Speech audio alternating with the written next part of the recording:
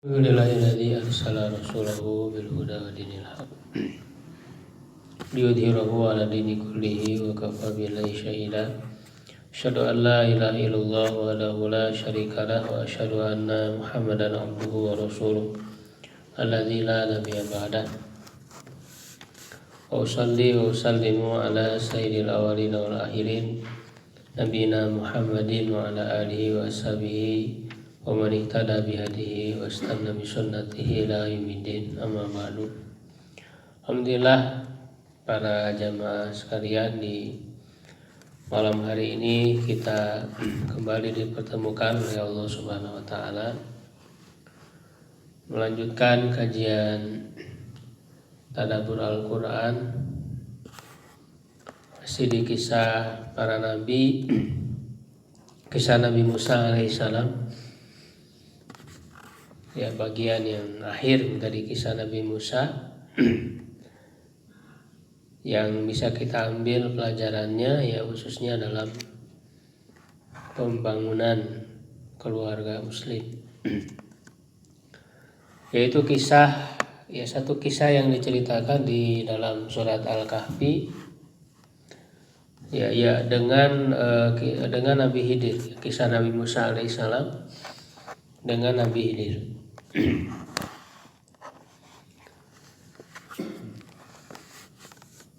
Kisah ini bermula sebagaimana diterangkan dalam hadis, suatu ketika ya, jadi ini akhir-akhir ya setelah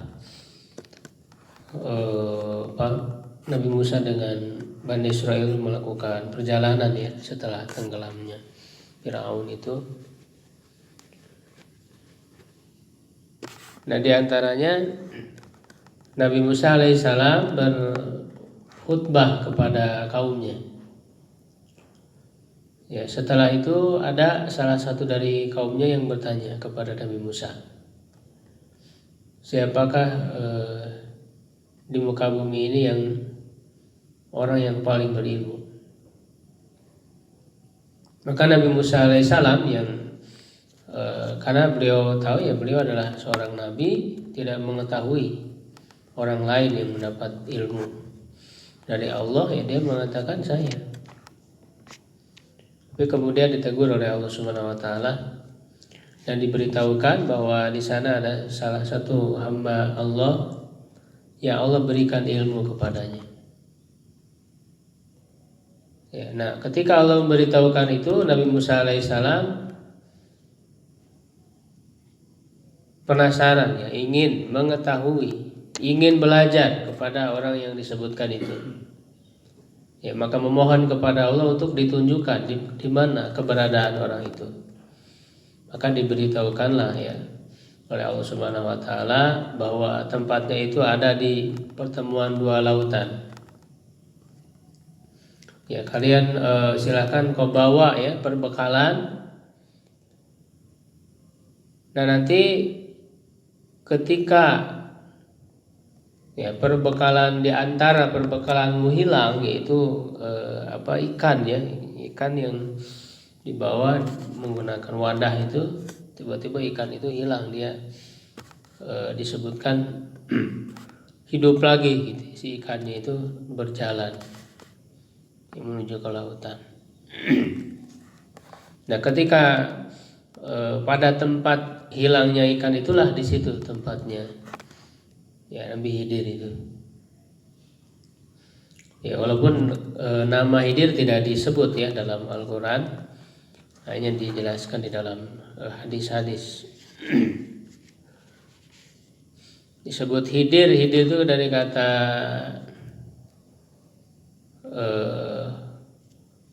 khadirah ya, khadrah ataupun akhdar ya, artinya hijau. Jadi setiap tempat yang dilalui oleh Nabi Khidir itu, tanah itu menjadi subur, menjadi hijau. Ya. Nah, maka mulailah Nabi Musa alaihissalam melakukan perjalanan dengan salah satu pembantunya ya, anak muda ya, yang dia itu ditafsirkan adalah Yusha bin Nun. Ya, dia nanti akan menjadi nabi juga ya setelah Nabi Musa alaihissalam akan melanjutkan kenabian di tangan Yusha bin Nun itu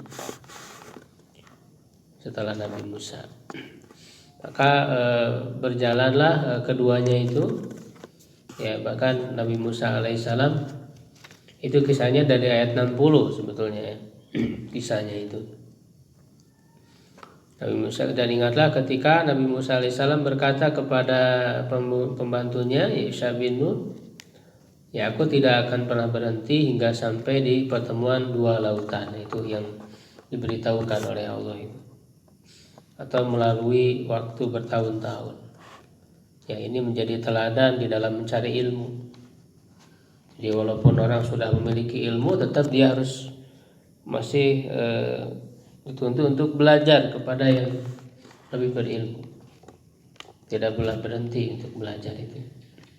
Buktinya Nabi Musa alaihissalam yang sudah diberi ilmu oleh Allah, ketika mengetahui ada orang yang berilmu, ya bahkan yang berilmu yang lebih dari dia, maka dikejar walaupun harus melalui perjalanan jauh dan lama.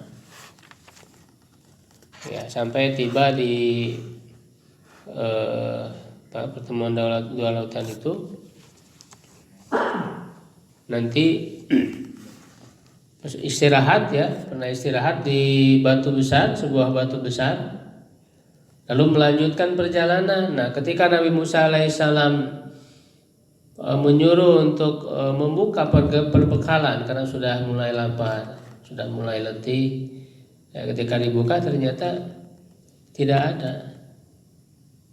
Ya, dan itu lupa ya, pembantunya itu Yusha bin Nun lupa memberitahu kepada Nabi Musa. Ya, dan dia dilupakan oleh Allah Subhanahu bahkan yang membuat lupanya itu setan ya. Di sini disebutkan fa inni nasitul hud wa ma ansanihu illa syaitanu an adhkura. Lalu kemudian balik lagi ke tempat tadi. Karena di tempat hilangnya ikan itulah ya, di situ Nabi Khidir sebagaimana yang ditunjuki oleh Allah. Dan ketika balik lagi, nah, kemudian ada Nabi Khidir alaihissalam bertemu. Nah, mulailah perjalanan dengan Nabi Khidir dengan 3 kisah itu. Ya, kisah yang pertama kan menaiki perahu, ya kan, meminjam ya, perahu itu yang punya orang-orang, tidak memberi upah, tapi itu gratis saja ya, dipinjamkan. Ketika sudah sampai di tempat tujuan, tiba-tiba dilubangi oleh Nabi Khidir itu. Nah, ini kan sebelum perjalanan itu Nabi Musa memberikan Nabi Khidir memberikan syarat, kalau kamu ingin ikut denganku, begitu ya, kamu tidak boleh bertanya. Ya, bahkan memberikan gambaran dulu terlebih dahulu. Ya, bahwa kamu itu nggak akan sabar bersamaku, kata Nabi Khidir kepada Nabi Musa itu. Innaka lan tastati'a ma'iya sabra. Ya, bagaimana kamu bisa sabar atas sesuatu yang tidak kamu ketahui, tidak kamu kuasai ilmunya. Malam tuhid bi khubra. Tapi kata Nabi Musa, ya, engkau akan mendapatiku insyaallah termasuk orang yang sabar. Aku tidak akan mendurhakai ya urusanmu. Nah, aku kan diberikan syarat oleh Nabi Khidir itu, kalau kamu mau mengikutiku, jangan bertanya kepadaku tentang sesuatu sampai aku beritahukan kepadamu alasannya. Ya. Dan diberitahukannya itu di akhir nanti, alasan-alasan dari apa yang dilakukan oleh Nabi Khidir itu. Ya, tetapi ternyata Nabi Musa tidak sabar. Ya, dan sisi positifnya memang secara zahir yang dilakukan oleh Nabi Khidir itu secara zahirnya menunjukkan kemungkaran gitu. Makanya wajar Nabi Musa protes karena sebagai seorang nabi harus mengingkari kemungkaran. Tetapi justru di balik yang terlihat itu ada rahasia lain yang tidak diketahui oleh Nabi Musa. Dan itu merupakan ilmu pemberian Allah yang diberikan kepada Khidir, kelebihan ilmu itu. Ya kan? Akhirnya pada kisah pertama protes Nabi Musa. Kenapa engkau melubanginya? Gitu. Padahal kan tadi udah dikasih syarat, jangan bertanya kalau mau ikut aku. Ya, kata Nabi Musa, ya, qala akharaqtaha litughriqa ahlaha.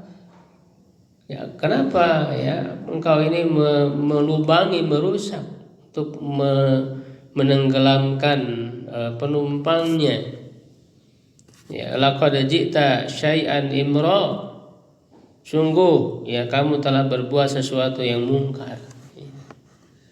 Ini diingkari. Lalu diingatkan oleh Nabi Khidir, qala alam aqul innaka lan tastati ma'iya sabra. Bukankah aku sudah katakan kepadamu bahwa kamu enggak akan sabar denganku? Gitu. Lalu minta maaf Nabi Musa itu. Jangan kau hukum aku terhadap apa yang aku lupa. Ya, wala turhikni min amri usra, ya, jangan engkau membebaniku ya dari urusanku dengan kesulitan. Nah, itu kan kisah pertama. Kisah yang kedua, nah ini lebih hebat lagi apa yang dilakukan oleh Nabi Khidir itu. Yaitu melewati seorang anak kecil, ya, laqiya gulaman faqatalahu, tiba-tiba dibunuh oleh Nabi Khidir ini. Ini kan lebih besar lagi kemungkaran. Sehingga Nabi Musa tidak sabar. Ya, dia mengatakan aqatalta nafsan zakiyah bighairi nafsin. Mengapa kamu membunuh satu jiwa yang suci, masih kecil belum ada dosa? Kenapa dibunuh?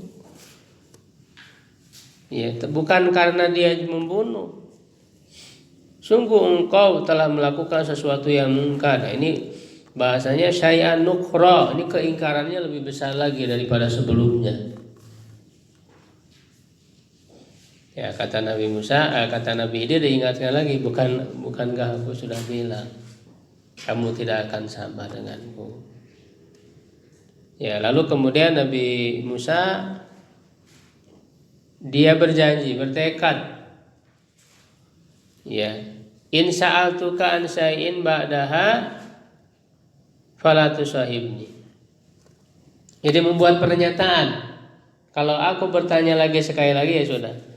Ya, aku tidak mampu lagi mengikutimu. Ya, qad balagta min ladunni udra, ya, sungguh engkau telah sampai ya dari sisiku ya memberi alasan. Sudah 2 kali. Kalau sudah 2 kali berarti harus membuat pernyataan. Kalau sekali lagi melanggar ya sudah, berarti sudah harus diberikan hukuman. Nah, di sini hukumannya berpisah ya. Dan kisah yang ketiga, ketika memasuki suatu kampung, ya, keduanya itu meminta jamuan. Mereka sebagai orang asing yang datang sebagai tamu ya kepada penduduknya, tetapi tidak ada satupun dari penduduk kampung itu yang menjamunya. Ya, bahkan air juga tidak ya mereka dapatkan. Fa'abau an yudayifuhuma, tetapi kemudian di kampung itu ya menemukan satu dinding yang hendak roboh. Ya, dinding rumah yang akan roboh. Lalu oleh Nabi Khidir ini ya dibangun ya dibenerin. Ya, dengan Nabi Musa itu dibangun kembali si rumahnya itu agar tegak, tidak roboh. Maka pada kesempatan kali ini juga Nabi Musa tidak sabar lagi. Ya, dia mengatakan, ya, kalau kamu kamu bisa memungut upah ya atas yang kamu lakukan ini. Karena kan tadi tidak ada seorang pun yang menjamu, sekarang kamu malah membangunkan rumah di antara rumah mereka yang mau roboh, kamu bisa saja meminta upah kepada mereka. Nah, itu sudah 3 kali, maka kata Nabi Khidir, hadza firaqu baini wa bain. Ini adalah perpisahan antara aku dan engkau. Sudah 3 kali melanggar. Lalu kemudian diberitahukan, aku akan memberitahukan kepadamu, gitu ya, apa yang kamu tidak sabar atasnya. Nah, kenapa perahu itu dilubangi? Ya karena itu adalah milik orang-orang miskin yang bekerja di lautan.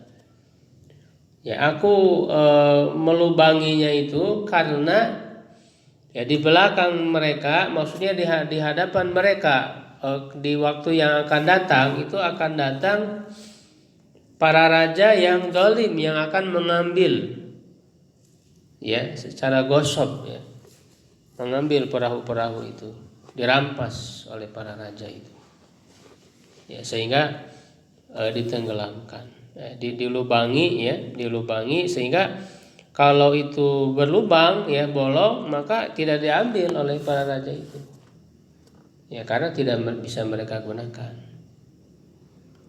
gitu. Nah, adapun yang kedua, anak kecil ya yang dibunuh itu karena kedua orang tuanya itu adalah orang yang beriman. Ya, maka kami khawatir anak kecil ini nanti ketika akan dewasa, ini kan berdasarkan wahyu dari Allah, dia akan durhaka ya, kafir, bahkan yang akan membuat lelah kedua orang tuanya itu. Jadi oleh Allah kemudian dihindarkan kedua orang tuanya itu ya dari kedurhakaan anaknya ini, kekafiran yang akan membuat dia lelah, letih. Ini menunjukkan bahwa anak yang durhaka, anak yang ini membuat letih orang tua, membuat capek orang tua. Gitu ya. Nah, ini merupakan kasih sayang Allah gitu ya kepada orang-orang soleh. Ya, Allah akan memberikan ketenteraman kepada orang-orang soleh itu. Ya. Nah, yang ketiga, kenapa dibangunkan ya satu rumah yang hendak roboh itu? Ya, gitu karena ya rumah itu atau dinding itu adalah milik 2 orang anak yatim di kota itu. Ya, dan di bawahnya ada harta simpanan milik keduanya itu. Ya, dan sebabnya adalah karena ayah mereka berdua itu adalah orang soleh. Maka Allah hendak membuat mereka sampai pada usia dewasa, lalu setelah itu mereka bisa mengeluarkan harta simpanannya itu sebagai rahmat dari Tuhannya. Ya. Nah, ini sebetulnya mengingatkan juga ya kepada Nabi Musa alaihissalam ya atas perjalanan hidup beliau yang sebelumnya. Ya, yang pertama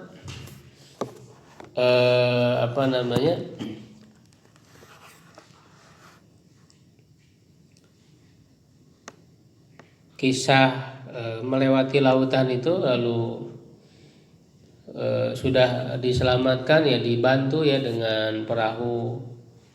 Ya, itu mengingatkan atas pertolongan Allah Subhanahu wa taala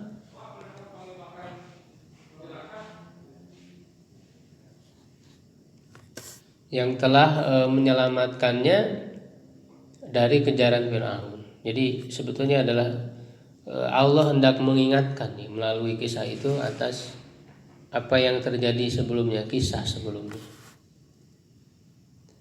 Jadi diselamatkan di lautan itu ya kan? Lalu Firaun ditenggelamkan. Kisah yang kedua, ya, anak kecil dibunuh juga mengingatkan kisah sebelumnya. Nabi Musa pernah membunuh anak muda, ya kan? Sekali pukul langsung mati. Jadi mengingatkan juga kepada Nabi Musa yang dulu juga pernah dia memukul ya seorang anak muda yang tiba-tiba meninggal dengan pukulan itu. Ya, mengingatkan bahwa Allah mengampuni dosanya. Dan kisah yang ketiga, ketika membantu orang ya tanpa mengharapkan upah. Ini juga mengingatkan kepada kisah Nabi Musa sebelumnya. Dia pernah membantu kepada 2 orang perempuan ya yang sedang menggembala itu. Ya, ketika akan memberikan air ya kepada ternaknya itu, dibantu oleh Nabi Musa, diangkat batu gitu ya, diambilkan air dan dia tidak meminta upah. Ya, jadi mengingatkan kepada kisah-kisah sebelumnya itu. Nah, di sini ada pelajaran berharga tentang masalah parenting ya, keluarga. Ya, karena tadi yang pertama kenapa anak itu dibunuh? Ya, ini kan berdasarkan wahyu ya, bukan karena istihad, tapi betul-betul perintah dari Allah agar dibunuh. Kalau tidak ada wahyu seperti itu ya tidak boleh dalam syariat. Ya, itu menunjukkan pengaruh dari kesolehan ya, keimanan, kesolehan orang tua itu. Ya, Allah akan membantu ya, orang tua itu ya di dalam memperbaiki keturunannya ya, karena setelah itu kan Allah akan mengganti dengan keturunan yang lebih bersih, yang lebih sayang kepada orang tuanya ya. Nah, kalau kisah yang ketiga itu sebaliknya, jadi orang tuanya yang soleh yang meninggal, lalu anaknya itu dijaga oleh Allah. Ya, sebagai dampak dari kesolehan orang tua. Jadi ternyata kesolehan orang tua itu berdampak ya kepada penjagaan Allah Subhanahu Wa Taala kepada anak keturunannya, dijaga oleh Allah Subhanahu Wa Taala. Gitu. Bahkan dalam riwayat disebutkan sampai 7 turunan itu ya akan dijaga. Kalau orang tua itu soleh, Allah akan menjaga keturunan-keturunannya ya, menjamin rizkinya. Nah, bahkan seorang anak yatim ini sampai rumahnya saja dibangun oleh 2 orang nabi gitu ya, sampai dibangunkan oleh 2 orang nabi. Begitu pentingnya gitu ya. Ya, begitu besar ya dampak dari kesolehan orang tua terhadap penjagaan anak. Maka di antara cara ya untuk membantu menjaga anak-anak keturunan kita ya adalah dengan kesolehan kita. Karena kan tidak mungkin ya 24 jam kita mengawasi anak, itu kan nggak mungkin. Ya, tapi dengan kesolehan kita kepada Allah Subhanahu Wa Taala, ya dengan berdoa kepada Allah, maka Allah akan melindungi mereka. Ya, baik dalam perilaku dan juga dalam masalah harta mereka, rizki mereka. Allah akan menjamin rizki mereka. Jangan terlalu khawatir. Gitu. Ada kisah menarik dari khalifah ya, Umar bin Abdul Aziz, salah satu khalifah yang adil di masa Daulah Umayyah itu ya, Bani Umayyah. Bahkan digelari sebagai khalifah Khulafaur Rasyidin yang kelima. Bagaimana orang tua itu yakin kepada perlindungan dari Allah Subhanahu Wa Taala, bergantung kepada perlindungan dari Allah Subhanahu wa taala, tidak terlalu bergantung kepada harta. Ya, di mana sekarang banyak orang yang punya kekhawatiran terhadap harta ya, untuk masa depan ya anak-anaknya, sehingga mereka aku melakukan asuransi dan sebagainya. Itu walaupun ya itu juga harus ya kita mengusahakan gitu ya, ada porsinya. Tetapi ya jangan terlalu berlebihan, dan jangan mengandalkan. Jangan bersandar kepada harta. Tapi kita bersandar kepada Allah Subhanahu wa taala. Ya. Nah, itu kan kisahnya Umar bin Abdul Aziz itu memiliki 11 anak. Ya, ada laki-laki, ada perempuan. Nah, sama juga dengan ada khalifah sebelumnya itu Hisham bin Abdul Malik. Anaknya juga sama 11. Ya, bedanya Hisham bin Abdul Malik itu meninggalkan harta yang cukup banyak untuk 11 anak itu. Untuk satu orang anak itu ya diberikan 100 dinar. 100 dinar. Kalau satu dinar itu kira-kira 2 juta rupiah, 2 juta rupiah satu dinar itu. Ya, kalau 100 dinar berarti berapa?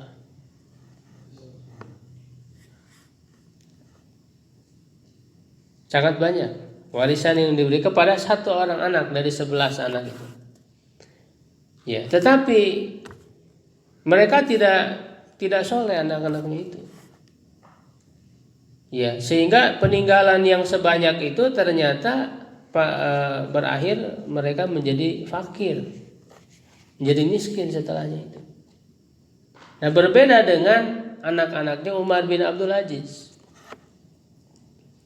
Umar bin Abdul Aziz itu hanya meninggalkan untuk anak-anaknya itu. Untuk anak laki-laki hanya setengah dinar. Ya, dan untuk anak perempuan 1/4 dinar warisannya itu. Tidak banyak. Jadi kalau setengah dinar sekarang kira-kira 1 juta, kecil. Sampai ada yang protes kan kepada Umar bin Abdul Aziz, kenapa engkau mengosongkan mulut-mulut anakmu itu dari hartamu? Ya, kata Umar bin Abdul Aziz, ya aku tidak menzalimi mereka. Ya, karena memang tidak bergelimang harta. Umar bin Abdul Aziz itu kan sejak menjadi khalifah itu beliau ya hidupnya itu sangat sederhana. Tetapi kan masyarakatnya sejahtera luar biasa di zaman Umar bin Abdul Aziz itu. Bahkan semuanya itu adalah orang-orang yang mengeluarkan zakat, muzaki. Tidak ada yang mau menerima lagi zakat itu, karena semuanya sudah sejahtera. Sampai zakat ini mau disalurkan kemana itu sulit mencarinya, nggak ada mustahik lagi karena semua sudah sejahtera. Tetapi Umar bin Abdul Aziz sendiri kan memilih hidup sederhana. Ya, dia tinggal di rumah yang sederhana, bahkan pakaiannya sebelum menjadi khalifah itu kan berbeda sekali. Ya, ketika jadi khalifah itu dia ingin mencari pakaian yang sama dengan yang dipakai oleh rakyatnya yang paling miskin. Ya, memilih pakaian yang kasar. Sehingga wajar ketika tadi untuk meninggalkan anak-anaknya itu tidak banyak. Ya, ketika ada yang protes kepada Umar bin Abdul Aziz, ya aku tidak menzalimi mereka. Lalu nanti anak-anakku itu ya kemungkinannya 2. Yang pertama mereka soleh, ya kan, mereka soleh taat kepada Allah. Yang kedua kemungkinannya mereka berbuat dosa. Kalau mereka soleh, Allah tidak akan menyia-nyiakan mereka. Ya, kalau mereka soleh, Allah akan mencukupi rizki mereka. Ya, karena Allah sudah menjamin di dalam Al-Quran. Inna waliyallah, sungguhnya wali pelindung kita Allah, alladzi anzalal kitab, telah menurunkan kitab, wa huwa alladzi yatawallas shalihin. Dan dialah Allah yang akan menjamin melindungi, mengurusi orang-orang soleh. Kalau mereka soleh, Allah akan menjaga mereka. Dan kalau mereka nanti tidak soleh, aku tidak mau menjadi orang yang pertama yang membantu dosa mereka dengan hartaku. Jadi aku tidak mau menjadikan hartaku ini sebagai alat mereka melakukan dosa. Jadi itu jawaban Umar bin Abdul Aziz itu. Dan setelah itu ternyata anak-anaknya Umar bin Abdul Aziz itu luar biasa, mereka sukses, memiliki banyak harta, bahkan banyak sekali berinfak di jalan Allah. Nah, ini satu keyakinan yang harus dimiliki oleh orang-orang beriman, bahwa kita menggantungkan diri kepada Allah Subhanahu wa taala, lebih perhatikan bagaimana kesolehan kita, kesolehan anak kita. Sedangkan harta kita berusaha sebisa mungkin, tetapi tidak perlu terlalu berlebihan, apalagi mengandalkan kepada harta. Begitu, mengalahkan keyakinan kita kepada Allah. Pada Allah akan mencukupi rezeki itu. Mudah-mudahan ada pelajaran yang bisa kita ambil dari kisah ini. Kalau ada yang ditanyakan, silakan.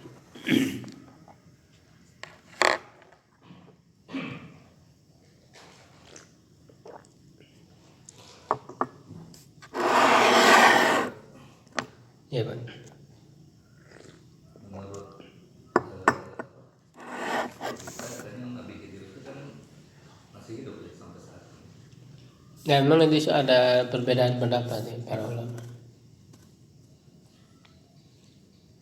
Ya, kalau yang mengatakan hidup juga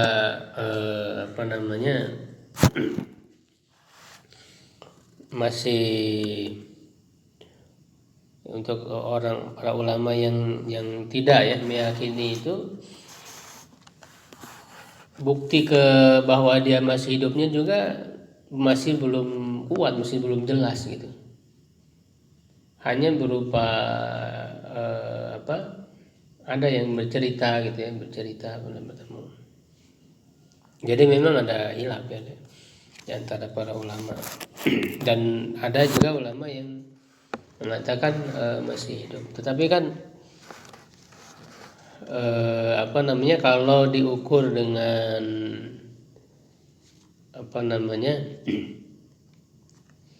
logika manusia maksudnya wajarnya manusia itu hidup manusia itu kan ada batas waktu usia kenormalannya itu. Jadi kalau dia masih hidup sudah berapa umurnya? Sudah berapa tahun gitu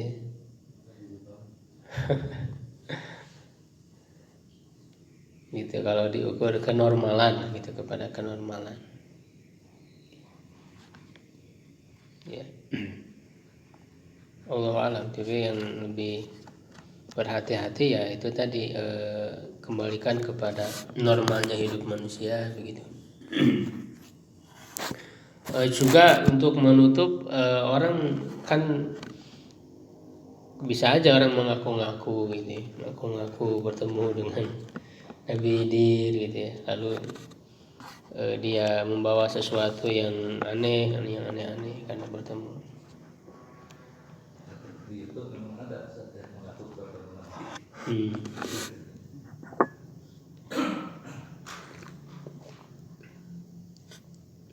Kemudian kalau Nabi Musa itu kan termasuk ulul azmi, artinya rasul pilihan. Tapi dalam hal ini sepertinya Nabi Khidir itu lebih berilmu daripada Nabi Musa. Ini gimana? Ya, kalau dari sisi kemuliaan secara umum, secara global tentu yang lebih mulia Nabi Musa alaihissalam. Artinya kan Nabi Musa tergolong ulul azmi, ya kan? Kalau dilihat secara global, secara umumnya. Tapi kan tidak menutup kemungkinan Nabi lain punya kelebihan yang tidak diberikan, ya kan? Jadi kemuliaan secara umum seorang itu bukan berarti dia sempurna dalam berbagai hal kan begitu. Termasuk dalam hal ilmu tidak semua hal dia tahu gitu. Ada yang lebih rendah daripadanya, misalnya derajat kemuliaannya, tetapi oleh Allah dikasih kelebihan. Nah kelebihannya itu diantaranya diberikan kepada Nabi Khidir. Gitu. Jadi kalau diukur secara umum kemuliaan ya tentu lebih mulia Nabi Musa, karena dia termasuk ulul azmi kan disebutnya.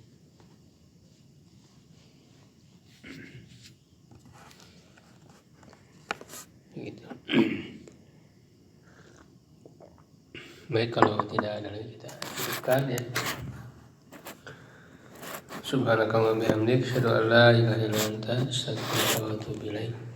Qul qawli hadza wa astaghfirullah li wa lakum. Assalamualaikum warahmatullahi wabarakatuh.